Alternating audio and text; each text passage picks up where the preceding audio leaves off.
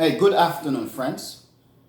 Today is Wednesday, August the 14th, 2024, and the time now is 2:47 p.m.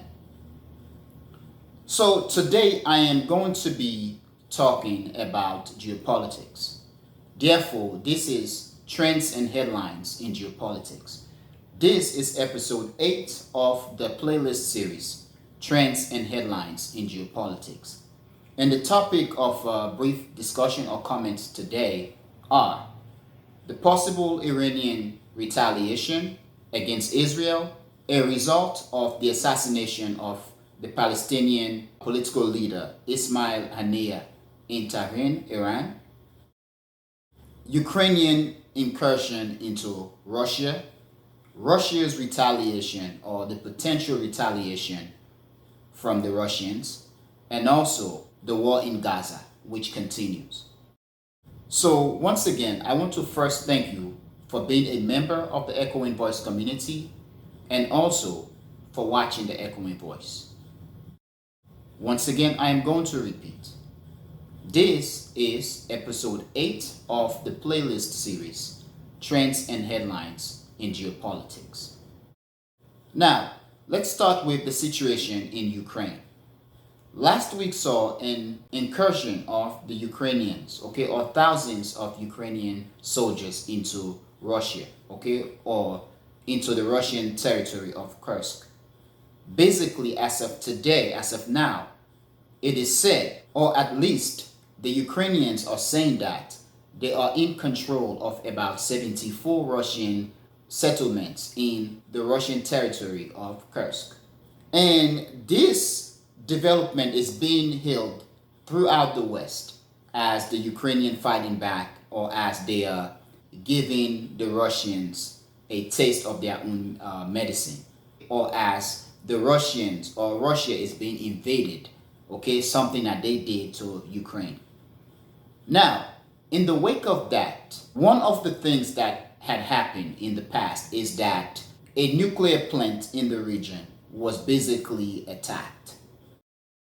That is a very dangerous development because it could actually lead to a nuclear retaliation. I'm not saying that it is going to happen, but if that was to be much more intense than what it is being alleged to be, who knows? The Russians could have retaliated in a mass attack against the Ukrainians. But now, in terms of the war, the reality here is that the West, as much as the West continues to talk about peace, prosperity, and justice and stability, in reality, the West does not believe in stability, does not believe in the idea that it propagates. At least we can say that the whole idea of peace, prosperity, security, or whatsoever, it is basically important and sensible when the region of peace and prosperity and stability should be in the West. But when it is outside of the West doesn't care. The West only pay lip service to an idea that it seems to not believe in. This situation in Kursk, the Ukrainian incursion into Russia. One question that I want to ask is why? What is the objective? Did the Ukrainians invaded Russia to actually take the landed territory, or did they do this as a result of them trying to grab a part of Russia to be used in terms of their bargain during the peace talk? Or at least that's what the Russian president Vladimir Putin said. But let's see. We can only hope as a global community that the situation in Ukraine or in Russia now doesn't spiral out of control. Because so far, many are now afraid, or they're anticipating a massive Russian retaliation, which the Russians have done recently following the incursion into Russia by the Ukrainian forces. At least I did saw in one of the sources that about 20,000 or so Ukrainian troops entered the Russian territory of Kursk.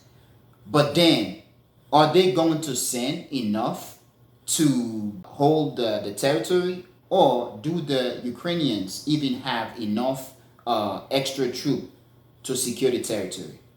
Perhaps this could be a strategy that could basically be good for the Ukrainians, or perhaps the Russians could have turned this into a trap for the Ukrainians. So far, another source basically claimed that Ukraine lost about 2,000 men in the Kursk region. Perhaps the Russians are going to retaliate massively against the Ukrainians, and so far the Russians have been evacuating, I think, over 200,000 Russians, okay, people, civilians in the region, in Kursk. Not only for their own safety. Once those people have been completely evacuated, okay, out of harm's way, what are the Russians going to do? Are they going to massively go at the Ukrainians? Which many are now saying that the Russians have been relentlessly bombing the Ukrainians in the region. Now, in terms of the situation in the Middle East, there are many out there in geopolitics, in international relations, and those who are in think tank or in governments in the West who are anticipating highly an Iranian retaliation against Israel. So, in terms of the situation in the Middle East, once again, many are anticipating highly an Iranian retaliation, which there are those who are saying could lead to an all-out war in the region.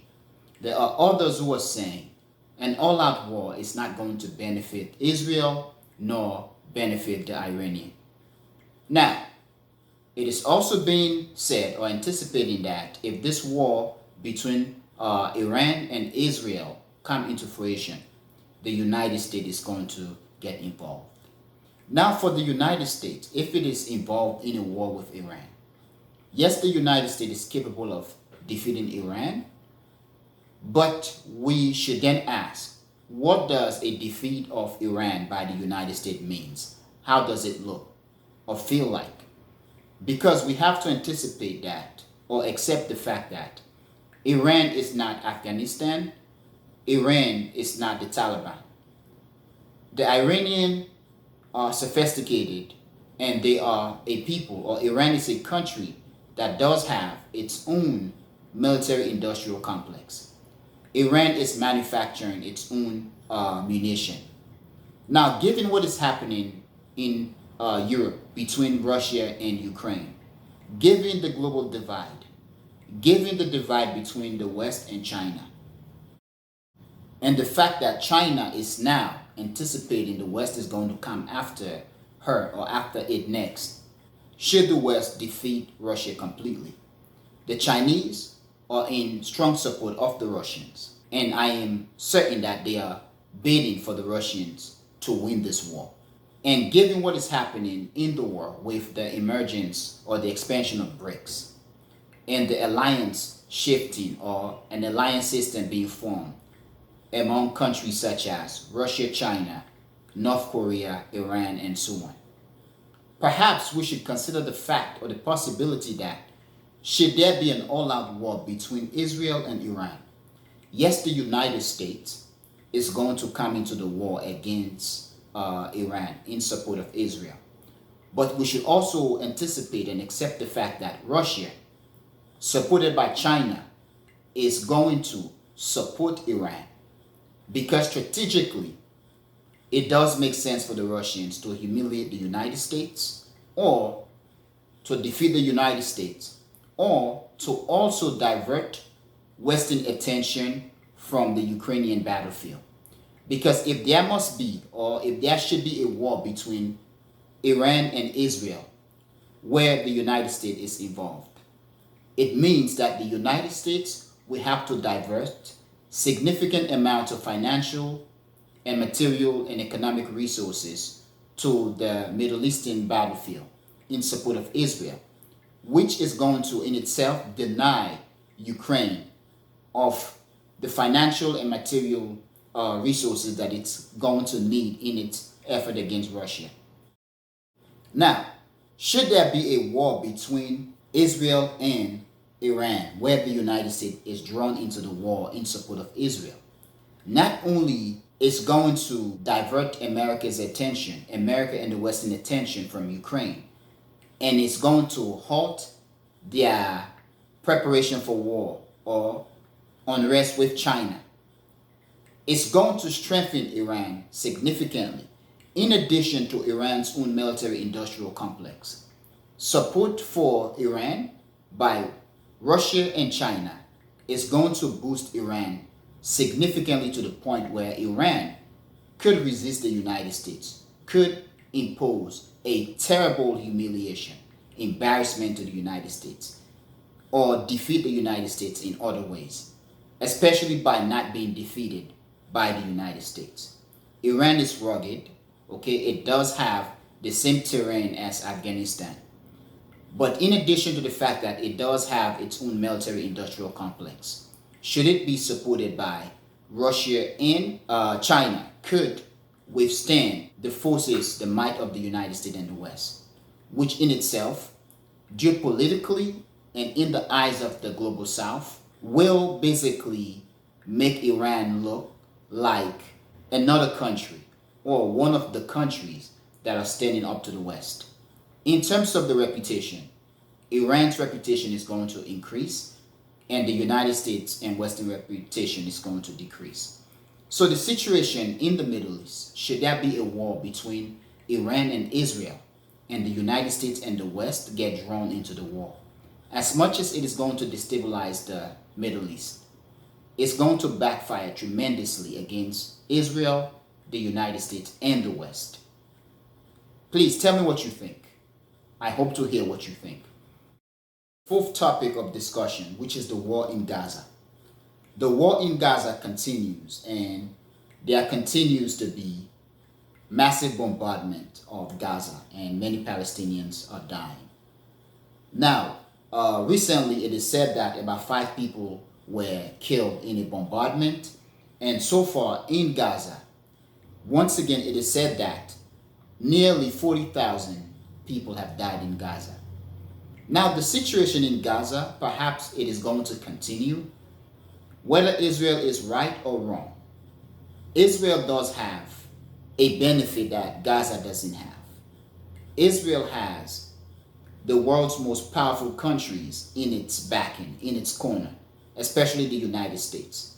As much and as long as the United States remains powerful and has influence and has the material and financial and economic sophistication or power, as much as the United States and as long as the United States remains in support of Israel, Israel is going to continue its effort in Gaza.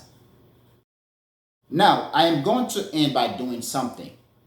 I do have a couple of questions for the 4 topics of discussion or of this brief comment. I am not going to read the description of this program in terms of the summary.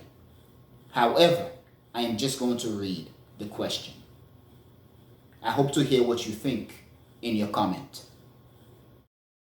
So now I'm going to read the questions or the comments. However, before I do that, I want to first once again read the topics of discussion for this program, this talk, or this video.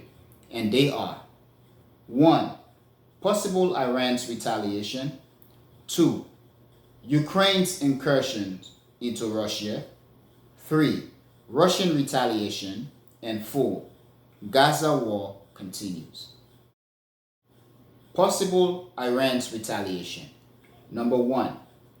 Does Iran have the right to retaliate, and why? Number 2. Should Iran retaliate, and why? Number 3.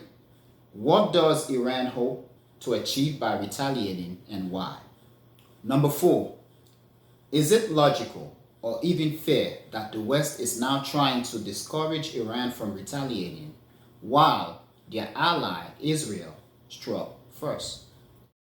Number 5.